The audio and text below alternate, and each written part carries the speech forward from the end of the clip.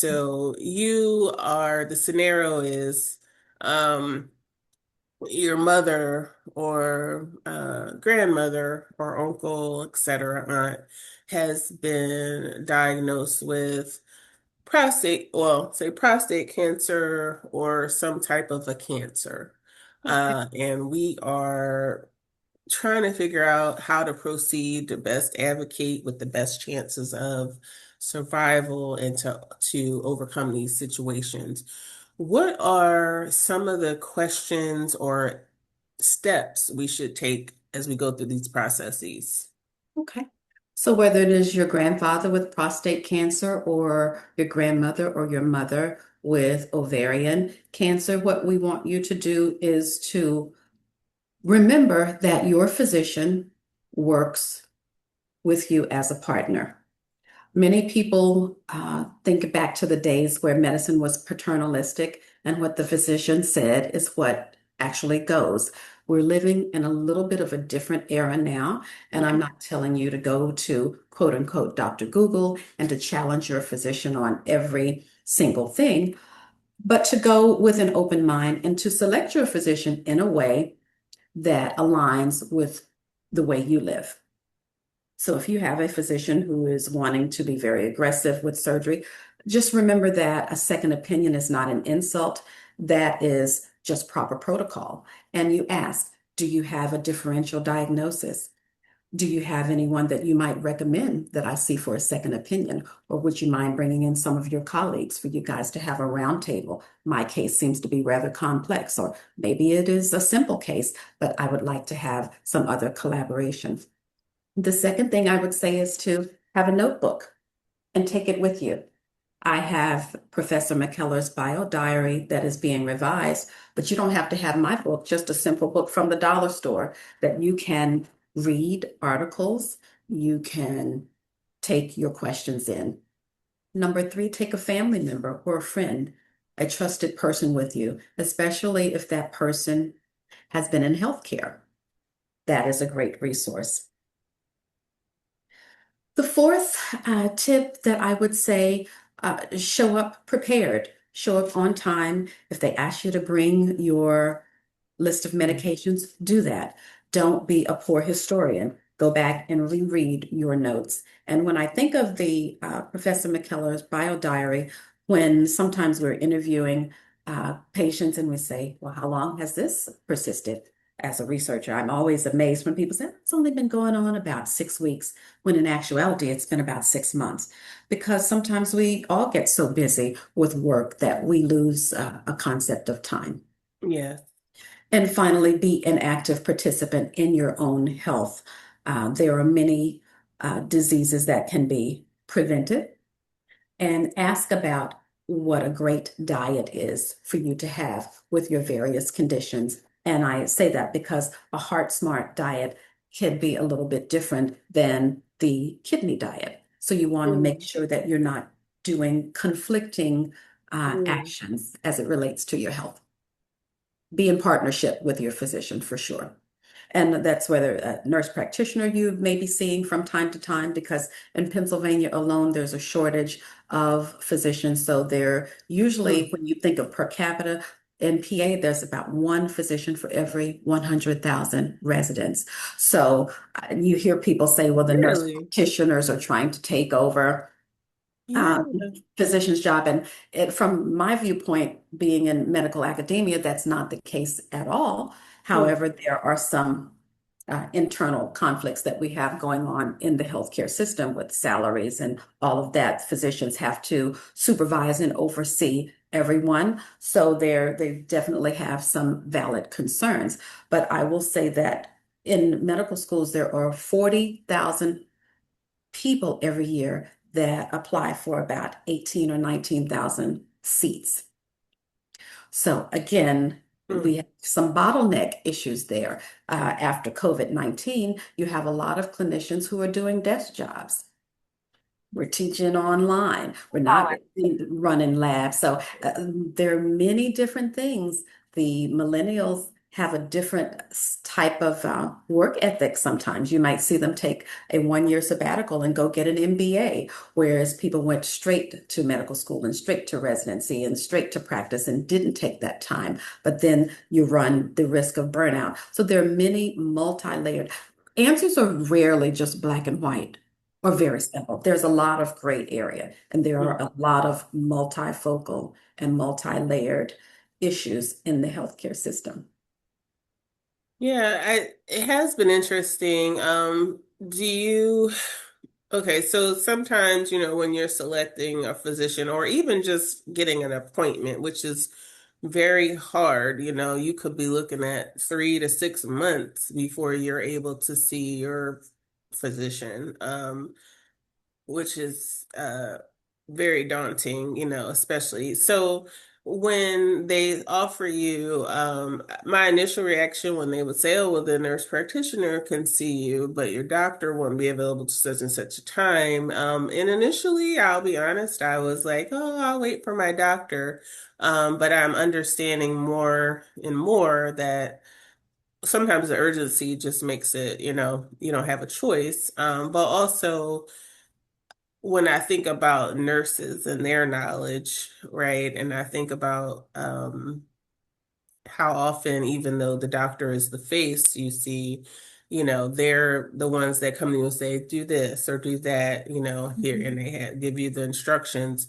So, would you encourage people to not feel an obligation to wait for a physician versus a nurse practitioner? What are the limitations of the nurse practitioner's position? Everyone has a different scope of practice. As I said, your physician is going to be your primary person who is spearheading your care. But if someone is having a heart attack, you don't want to say, well, I'm just going to wait for my physician when the nurse practitioner, the cardiac tech, the secretary, anybody can give you CPR. So there are different roles for different things. You have nurse practitioners who are emergency room nurse practitioners. Many of them my mother has a doctorate degree in her field. They have either a PhD or a doctor of nursing practice. Many of the advanced practice nurses in the ER, they may have been surgical techs or first assistants at somewhere along the way. So in an emergency situation, they can certainly keep you alive. But you want to go to the specialist. You don't want to go to the cardiothoracic surgeon when you need to be seeing an oncologist. So it's the right tool for the right time, the right resource. Mhm. And, Okay. and, and just the one thing that we have with the campus of care that is an ongoing, we're moving to be a massive digital resource. We have now done Dallas, we have done Houston, we have done Detroit. So we have the psychologists and the psychiatrists there in Detroit and Dallas. In Houston, we have the OBGYN, but there's so many different specialties that this is grueling work. And we are a team of about 16 people. So we have great and lofty work to do. The Bible says the harvest is plentiful and the laborers are few. So, yes, we do have to help each other to have these databases so that you get the right people. Philadelphia is a great place with 13 big name schools and medical schools. The Mhm. only other place like Philadelphia in the country would be Boston, and Miami is quickly becoming a hub for medical education. But then you have the people that are an hour or two outside of Dallas that are in these rural areas and they don't have that access. So, being close to a level 1 trauma center, I'm partial to teaching hospitals because that's where I was educated and we know that they have the cutting edge technology. Mhm. Um, okay, so another thing, his name is escaping right now, but I will add it in. He is actually out of Texas. I believe it's Dallas area. But he has kind of transformed the whole prevalence of Black women with recurring fibroid issues. And he Wonderful. has, a young Black doctor, has taken it upon himself to, he almost guarantees the procedures he does for removing fibroids have been to make sure they don't come back because that's where he said he has encountered, the most complications and risks for Black women in particular. And so now people are, so I'm just thinking, I've heard some other things about Texas that in terms of medical care, that people are flying there to get procedures done because of his thoroughness and I success I with, think I know who you are talking about as well in DeSoto. He's right around the corner from okay. Central Point Church of Christ, as well as not too far from Friendship West. It's the Hmm. Dallas, it's the Fibroid Surgery Center. Mm, And fibroids are kind of tricky. okay. We still don't understand why Black women have fibroids more than any other group, but fibroid placement from an anatomic standpoint, when we are in labs and we're working with cadavers and you're able to get into that cavity, that uterine cavity, and to be able to see that there are some fibroids that are outside the uterus. There are some that are embedded in the actual uterus, which is a muscle. There are some that are inside the uterus. Fibroids are quite fascinating Yeah. and And cause us a lot of again, problem, a lot of bleeding and a lot of cramping and pain. yeah, that could also be definitely its own whole episode or that we could delve deeper into. So I will table that one as well. Uh, Um, Aside from the fibroids, just some last couple of questions. Oh, well, first let me just say, is there anything within your work or within this session that you feel you would like to share that maybe I haven't covered or touched on in particular? The And if main thing I not, just it's want to fine. reiterate is us becoming more digital service.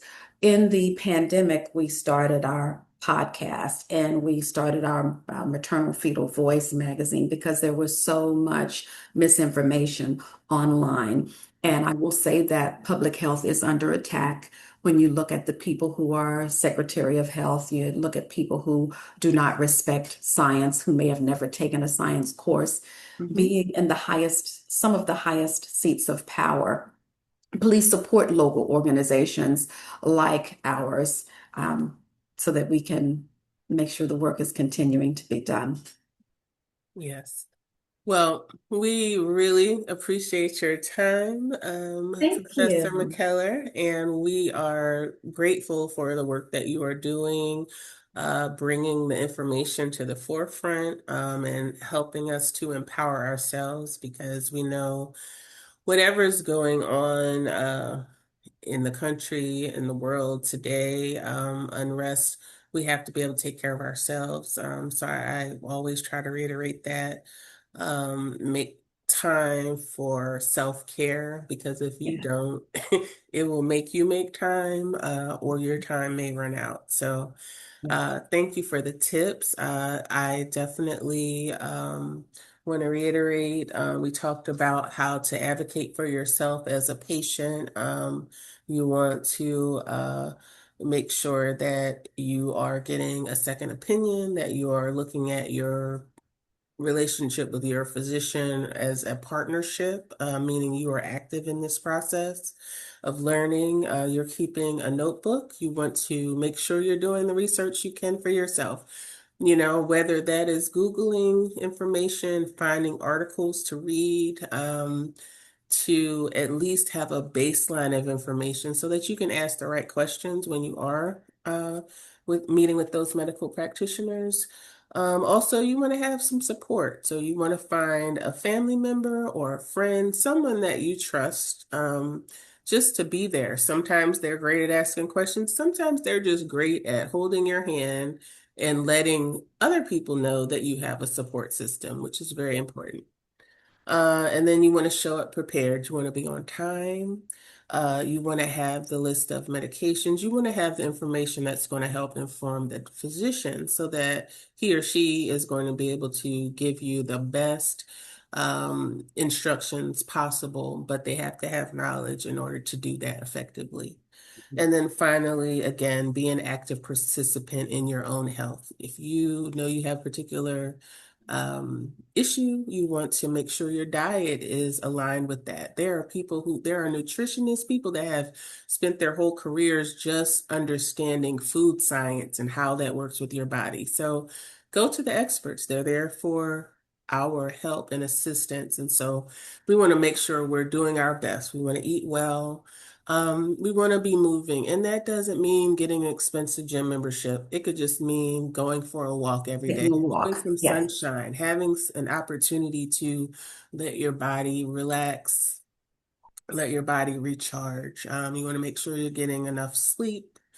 And if you need assistance in terms of handling life's challenges, then there are lots of some free or very affordable psychological supports that are out there as well. So we want to take care of our whole selves, and we want to be in community and just know that there are lots of people out here who want to be in partnership, who want to ensure our survival and our thriving.